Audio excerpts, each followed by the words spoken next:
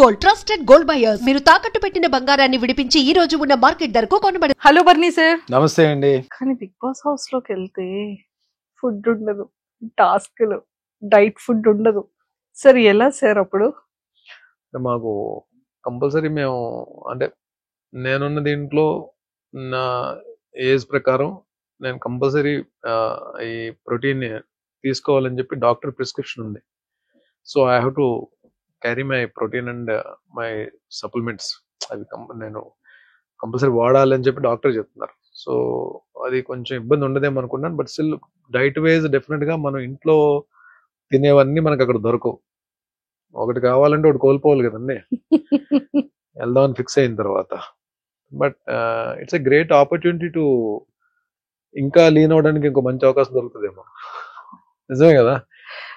ఎలాగ మనం డైట్ దీనిలోకి వచ్చాం కాబట్టి అది నాకు పెద్ద కష్టం అనిపించదేమో అని అనుకుంటున్నాం. మరి చూద్దాం లోపలికి వెళ్ళిన తర్వాత ఎలా ఉంటుంది. సార్ బర్నీ సార్ మీ కోపం ఎక్కువ ఉంటుందా కొంచెం ఉంటుందా? అని బయట అండి, బయట కోపం చాలా ఎక్కువ అని చెప్పి బయట అదే వచ్చింది కదా. అప్పుడు ఎవరైనా సరే ఇప్పుడు నాకు సంబంధించిన వాళ్ళు ఎవరైనా సరే బిగ్ బాస్ హౌస్ లోకి వెళ్ళిన తర్వాత ఎవరితో గొడవ పెట్టుకోకని చెప్పి అంటున్నారు తప్ప అది ఇంతకు ముందేమో నిజంగానే అంటే నేను యాంగర్ మేనేజ్మెంట్ అనేది లేకపోవడం.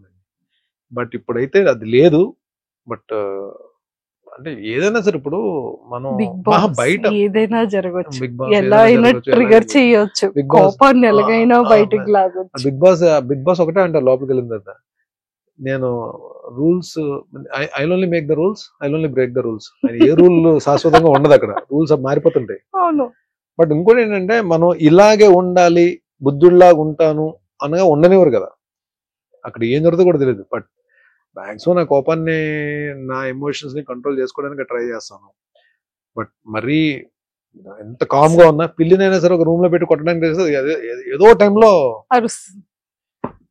బట్ ఎంతవరకు నన్ను టార్గెట్ చేసేసి నన్ను మరీ కార్నర్ చేసేస్తే ఇంకా అది దాని తర్వాత నేను ఎలా రియాక్ట్ అవుతానో ఒక్కొక్కసారి అది నా చేతిలో ఉండదు. అది మేబీ ఈవెన్ నేను అవతల వాళ్ళకి రెస్పెక్ట్ ఇస్తాను, చాలా మంచిగా మాట్లాడతాను, నా గేమ్ నేను ఆడుకుంటాను. నన్ను టార్గెట్ చేసి నన్ను ఎవరన్నా కానీ గట్టిగా కానీ ప్రెషర్ ఇచ్చి నొక్కుదామని ట్రై చేస్తే అప్పుడు ఐ బ్లాస్ట్. అది చూపించకుండానే చేయొచ్చు కదా. ఇలా ఇస్త్రీకుండా సింగిల్ హ్యాండ్ తో. Super. And sir Bigg Boss ని ప్రీవియస్ చూసారా ఎప్పుడైనా? కొన్ని ఎపిసోడ్స్ చూసానండి, కొన్ని అంటే ఎప్పుడో ర్యాండమ్ గా చూసాను. బట్ రెగ్యులర్ గా వాచ్ చేయడానికి నాకు టైం ఉండేది కాదు. బట్ టైం దొరికినప్పుడల్లా ఎప్పుడైనా అప్పుడప్పుడు చూసేవాడిని.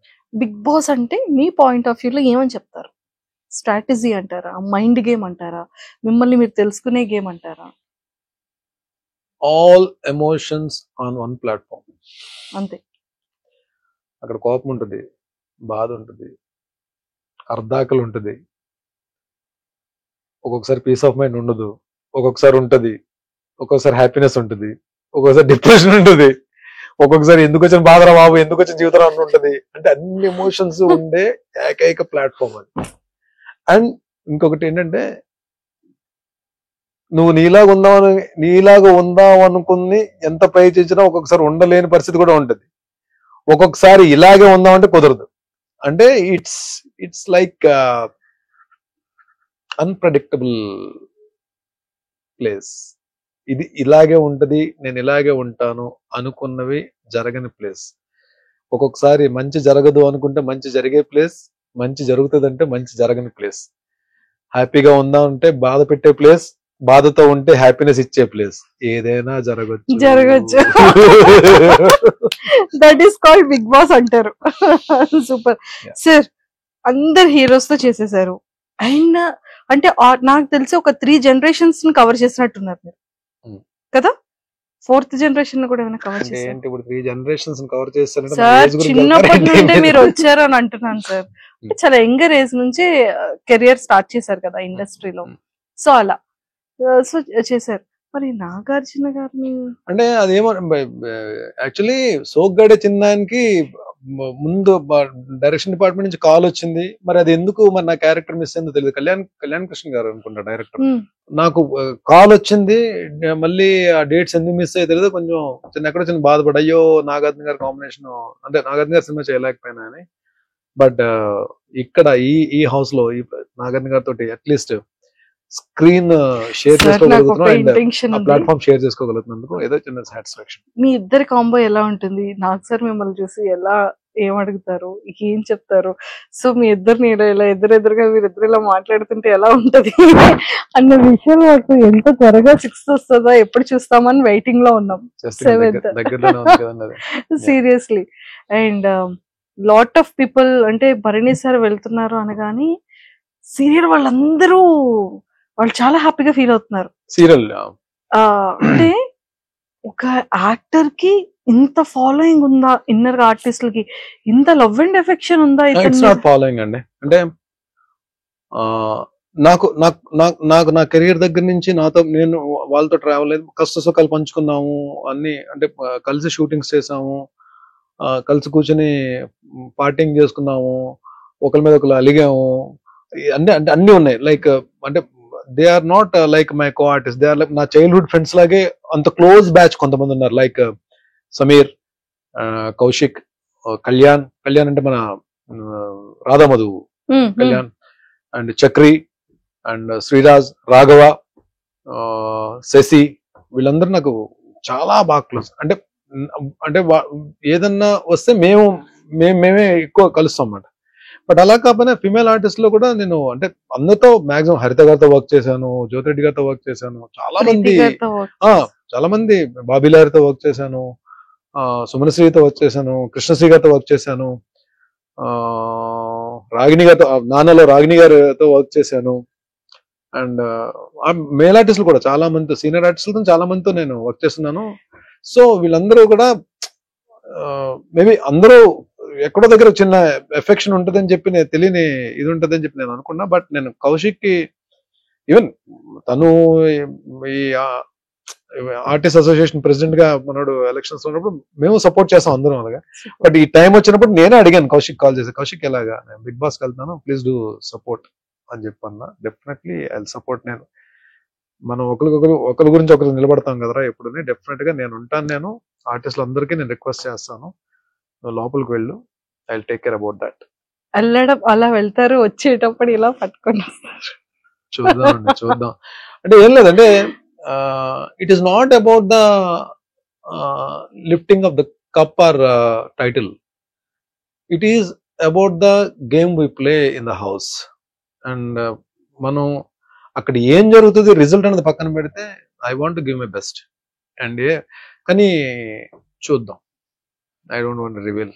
నా గేమ్ అన్నది నాకే తెలియదు. ఇప్పుడు వచ్చి నేను వెళ్ళి లోపలికి వెళ్ళి ఏ గేమ్ ఆడబోతున్నాను కూడా నాకే తెలియదు. చూద్దాం. డెఫినెట్గా మీరు అనుకున్నదే జరగచ్చేమో. తదాస్తు. Super sir.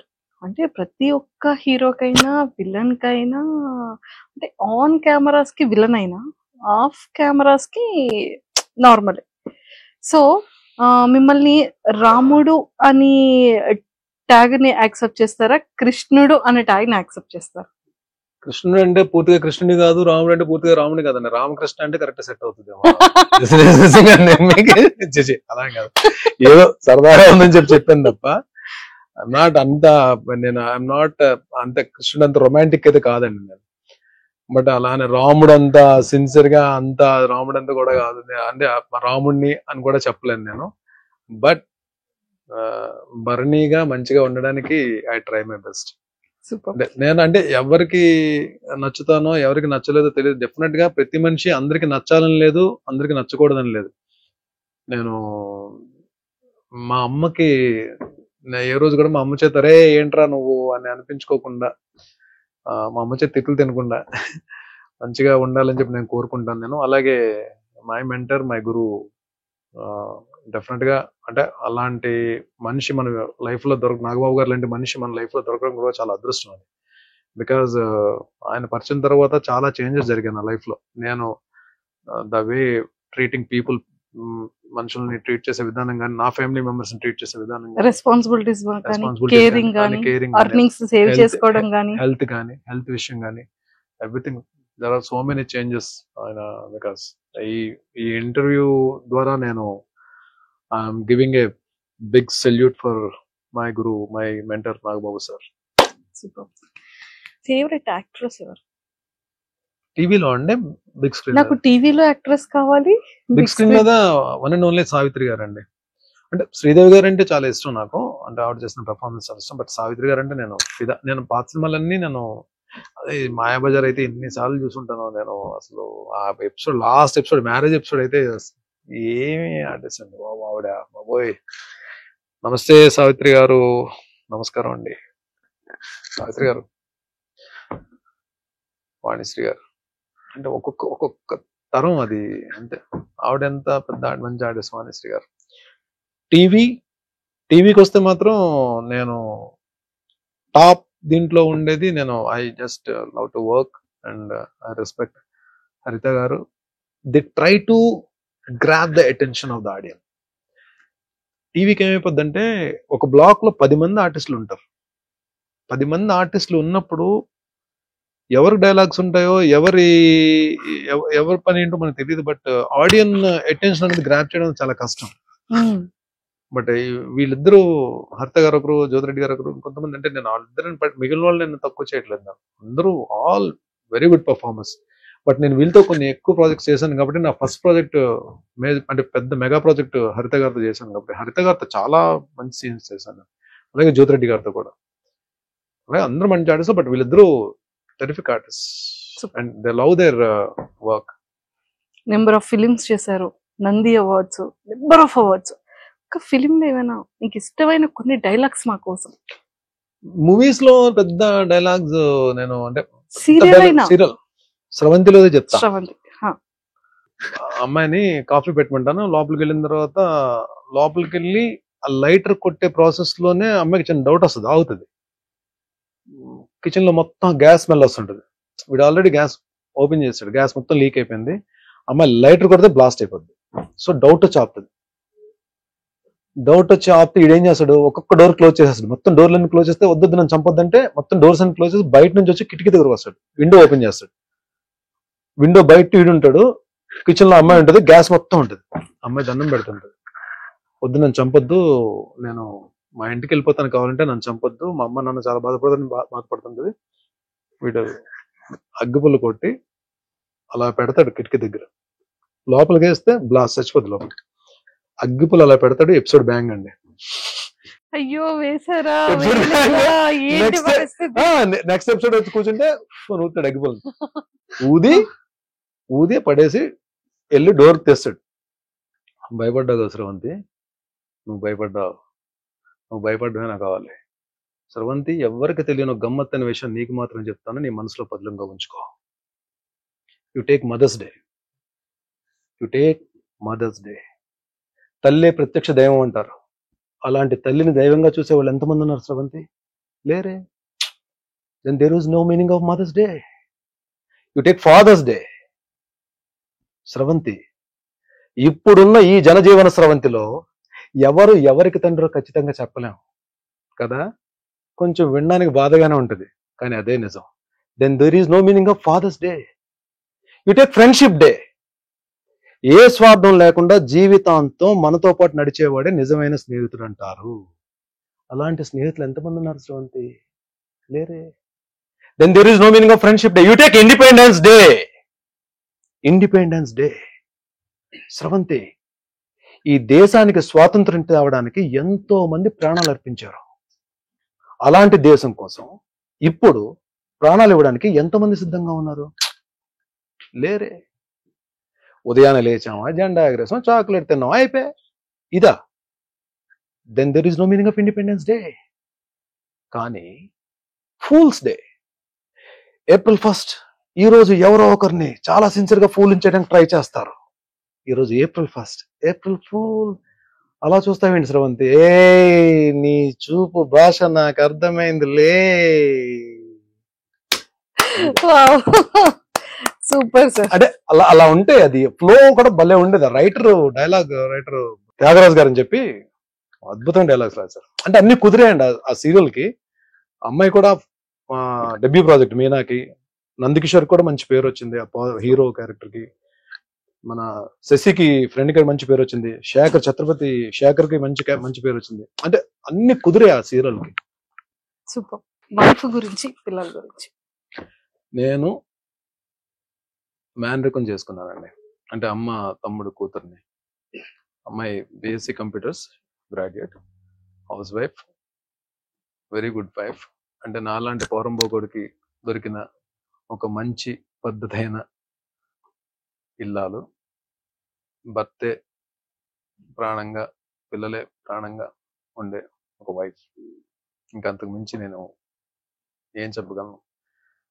ఆ అమ్మాయికి మంచి జరిగిందో నాకు మంచి జరిగిందో పెళ్లి చేసుకోవడంలో ఆలోచిస్తే ఒక రకం నాకే మంచి జరిగింది అనమాట. లేదంటే వేరే అమ్మాయి అయితే నన్ను, అంటే నేను చేసిన పనులకి, ఈ ఫైనాన్షియల్ ఇండిసిప్లిన్ కి ఇవన్నీ ఉన్నాయి కదా నా లైఫ్ లో, వేరే వాళ్ళైతే కొంచెం ఇబ్బంది పడేవారు. బట్ దీనన్నిటికీ నిలబడింది, తీసుకొచ్చింది. బట్ కిడ్స్, నా పిల్లలిద్దరు కూడా బాగా చదువుకున్నారు, వాళ్ళు బాగా సెటిల్ అయ్యారు లైఫ్ లో. మ్యారేజెస్ ఇంకా టైం ఉంది కదా.